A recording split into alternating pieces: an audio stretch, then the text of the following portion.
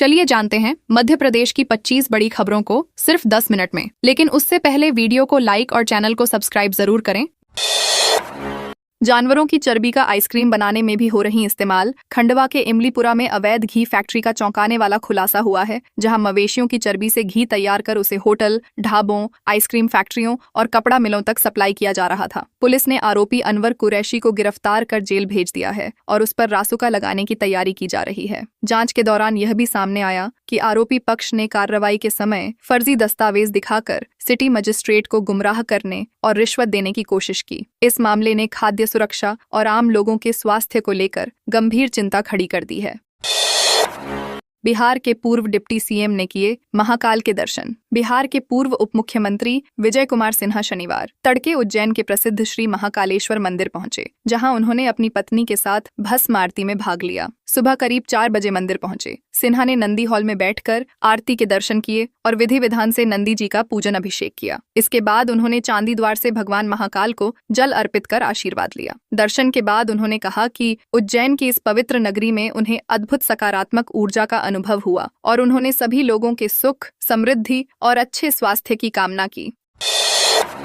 झाबुआ कुक्षी मार्ग पर जाम से मिली राहत। रानापुर में झाबुआ कुक्षी मार्ग पर लंबे समय से बनी जाम की समस्या का समाधान आखिरकार हो गया है। प्रशासन ने सड़क किनारे फैले अतिक्रमण को हटाकर यातायात व्यवस्था को सुचारू बना दिया है। हाट बाजार में अव्यवस्थित दुकानों और अवैध पार्किंग के कारण अक्सर एम्बुलेंस और फायर ब्रिगेड जैसे आपातकालीन वाहन भी जाम में फंस जाते थे। सामाजिक संगठनों और नागरिकों की लगातार शिकायतों के बाद यह मामला कलेक्टर की जनसुनवाई में उठाया गया, जिसके बाद प्रशासन ने सख्त कार्रवाई की। अब मार्ग पर यातायात सामान्य हो गया है और लोगों को राहत मिली है। खरगोन में ब्रह्मचारी महाराज की दंडवत नर्मदा परिक्रमा। खरगोन के निमाड़ क्षेत्र में भीषण गर्मी के बीच 108 बालकदास बाल ब्रह्मचारी महाराज दंडवत नर्मदा परिक्रमा कर रहे हैं। यह कठिन धार्मिक यात्रा 4 अप्रैल को ओंकारेश्वर से शुरू हुई थी और महाराज प्रतिदिन 5 से 7 किलोमीटर की दूरी दंडवत करते हुए तय कर रहे हैं। 42 डिग्री तापमान में यह तपस्या और भी चुनौतीपूर्ण हो गई है। वे धीरे धीरे विभिन्न गांवों से गुजरते हुए आगे बढ़ रहे हैं, जहाँ श्रद्धालु बड़ी संख्या में उनके दर्शन के लिए पहुँच रहे हैं। उनकी यह कठिन साधना क्षेत्र में आस्था और श्रद्धा का विशेष केंद्र बन गई है। भोपाल इंदौर मेट्रो में अब automatic fair collection system. Bhopal और इंदौर मेट्रो में 27 अप्रैल से ऑटोमेटिक फेयर कलेक्शन सिस्टम लागू किया जा रहा है, जिससे यात्रियों को आधुनिक और डिजिटल सुविधा मिलेगी। अब मैनुअल टिकटिंग की जगह ऑनलाइन टिकट और स्मार्ट कार्ड से यात्रा संभव होगी। Madhya Pradesh metro rail corporation limited द्वारा शुरू किए जा रहे इस सिस्टम में यात्रियों को विशेष रियायतें भी मिलेंगी। राउंड ट्रिप टिकट पर 5% और समूह टिकट पर 10% तक की छूट दी जाएगी। यह सुविधा 8 से 40 यात्रियों के समूह के लिए लागू होगी, जिससे सफर सस्ता और अधिक सुविधाजनक बन जाएगा। सिवनी के खुर्सीपार में सूने मकान में चोरी। सिवनी जिले के बरघाट थाना क्षेत्र के खुर्सीपार गांव में एक सेसियाई किले के सुने मकान में चोरी की बड़ी वारदात सामने आई है। अज्ञात चोरों ने पटवारी आधार सिंह बघेल के पैतृक घर को निशाना बनाते हुए नकदी और सोने चांदी के जेवर चुरा लिए। पीड़ित के अनुसार करीब 1 सप्ताह पहले उन्होंने अलमारी में 1 लाख रुपए नकद और आभूषण सुरक्षित रखे थे। घटना के दौरान चोरों ने घर का सामान भी बिखेर दिया, जिससे अंदाजा लगाया जा रहा है कि वे काफी देर तक घर में रहे। पुलिस ने मामला दर्ज कर जांच शुरू कर दी है।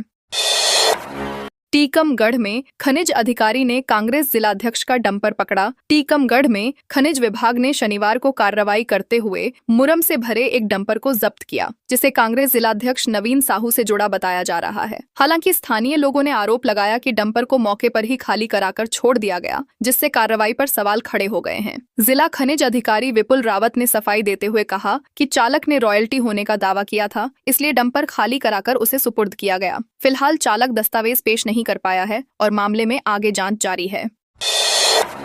एमपी में स्कूलों की छुट्टी नहीं, गर्मी से बच्चे परेशान। मध्य प्रदेश में भीषण गर्मी के बावजूद स्कूलों में अब तक समर वेकेशन घोषित नहीं किया गया है, जिससे छात्र छात्राएं परेशान हैं। भोपाल के कुछ स्कूलों को छोड़कर बाकी जगह केवल समय में कमी की गई है, लेकिन बच्चे दोपहर की तेज धूप में घर लौटने को मजबूर हैं। मौसम विभाग ने ग्वालियर, उज्जैन समेत 20 से अधिक जिलों में लू की चेतावनी जारी की है। अधिकांश जिलों में तापमान 40 डिग्री के पार बना हुआ है, जिससे बच्चों के स्वास्थ्य को लेकर अभिभावकों में चिंता बढ़ती जा रही है और छुट्टी की मांग तेज हो रही है। अमरपाटन में अवैध गिट्टी परिवहन करते 2 वाहन जब्त। मैहर जिले के अमरपाटन क्षेत्र में खनिज विभाग ने बड़ी कार्रवाई करते हुए अवैध गिट्टी परिवहन कर रहे 2 वाहनों को जब्त किया है। कलेक्टर बिदिशा मुखर्जी के निर्देश पर चलाए गए विशेष जांच अभियान में वाहन को पकड़ा गया। जांच के दौरान पाया गया कि दोनों वाहन बिना वैध अनुमति के खनिज गिट्टी का परिवहन कर रहे थे। विभागीय टीम ने तत्काल कार्रवाई करते हुए वाहनों को जब्त कर अमरपाटन थाने में खड़ा कराया। अब इस मामले में नियमानुसार प्रकरण तैयार कर आगे की कानूनी कार्रवाई की जाएगी।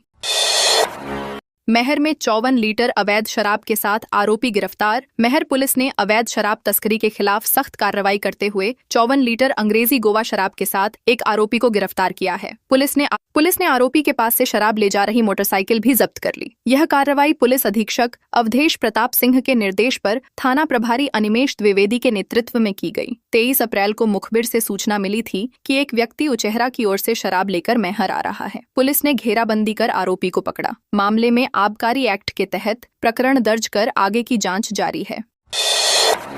रतलाम में नरवाई जलाने पर प्रतिबंध। रतलाम जिले में रबी फसल कटाई के बाद खेतों में नरवाई जलाने पर प्रशासन ने पूर्ण प्रतिबंध लगा दिया है। अतिरिक्त जिला दंडाधिकारी डॉक्टर शालिनी श्रीवास्तव ने पर्यावरण और जनधन की सुरक्षा को ध्यान में रखते हुए यह आदेश जारी किया है। नियम तोड़ने वालों पर भारतीय न्याय संहिता 2023 के तहत FIR दर्ज की जाएगी। साथ ही भूमि के रकबे के अनुसार 2500 से 15,000 रुपए तक जुर्माना लगाया जाएगा। किसानों को निर्देश दिए गए हैं कि वे हार्वेस्टर मशीनों में स्ट्रॉ मैनेजमेंट सिस्टम या स्ट्रॉ रीपर का उपयोग करें ताकि खेतों में अवशेष न जलाने पड़े। छतरपुर में चलती बस में जमकर चले लात घूंसे। छतरपुर जिले के लवकुश नगर क्षेत्र में एक चलती बस के अंदर सीट को लेकर शुरू हुआ विवाद अचानक हिंसक झड़प में बदल गया। शुरुआत में मामूली कहासुनी हुई, लेकिन कुछ ही मिनटों में दोनों पक्षों के बीच तनाव बढ़ गया। आरोप प्रत्यारोप के बीच मामला इतना बिगड़ गया कि यात्रियों के बीच हाथापाई शुरू हो गई। बस के अंदर ही लोग एक दूसरे पर लात घूंसे बरसाने लगे, जिससे अफरा तफरी का माहौल बन गया। अन्य यात्री डर के कारण सहम गए। घटना के बाद पुलिस में शिकायत की तैयारी की जा रही है और मामले की जांच की जा रही है। कटनी बीना मेमू ट्रेन में अवैध वेंडरों का हमला। कटनी से बीना जा रही मेमू ट्रेन में अवैध वेंडरों और यात्रियों के बीच हुआ विवाद हिंसक झड़प में बदल गया। घटना में 2 यात्री गंभीर रूप से घायल हो गए, जिससे ट्रेन में अफरा तफरी मच गई। जानकारी के अनुसार ट्रेन के रीठी स्टेशन के पास यह विवाद शुरू हुआ, जहां सीट और सामान को लेकर कहासुनी हुई थी। देखते ही देखते विवाद बढ़ा और आरोप है कि वेंडरों ने धारदार हथियारों से हमला कर दिया। घायलों को इलाज के लिए अस्पताल भेजा गया है। घटना के बाद रेलवे सुरक्षा बल और पुलिस मामले की जांच में जुट गई है। सतना के झिंगोदर में गांजा की खेती का खुलासा। सतना जिले के जसो थाना क्षेत्र के झिंगोदर गांव में पुलिस ने गांजा की अवैध खेती का खुलासा किया है। कार्रवाई के दौरान खेत से 325 हरे गांजा पौधे जब्त किए गए, जिनका वजन करीब 9 किलो 500 ग्राम और कीमत लगभग 47,500 रुपए आंकी गई है। पुलिस ने मौके से 60 वर्षीय आरोपी रामनरेश कोल को गिरफ्तार कर लिया है। यह कार्रवाई मुखबिर की सूचना पर नशे के खिलाफ चलाए जा रहे अभियान के तहत की गई। आरोपी के खिलाफ NDPS एक्ट के तहत मामला दर्ज कर लिया गया है और आगे की जांच जारी है। मकानों की गणना के पहले फील्ड विजिट। मध्य प्रदेश में जनगणना 2027 के पहले चरण को लेकर तैयारियां तेज हो गई हैं। जनगणना निदेशालय ने सभी कलेक्टरों और नगर निगम आयुक्तों को निर्देश जारी किए हैं। 1 मई से 30 मई 2026 के बीच मकान सूचीकरण और गणना का कार्य किया जाएगा। इसके पहले 26 से 30 अप्रैल तक प्रगणक और सुपरवाइजर अपने अपने क्षेत्रों का फील्ड विजिट करेंगे। इस दौरान ब्लॉक सीमाओं की सही पहचान और मकानों का भौतिक सत्यापन किया जाएगा। उद्देश्य यह है कि कोई भी मकान छूटे और आंकड़ों में किसी प्रकार की त्रुटि या दोहराव न हो।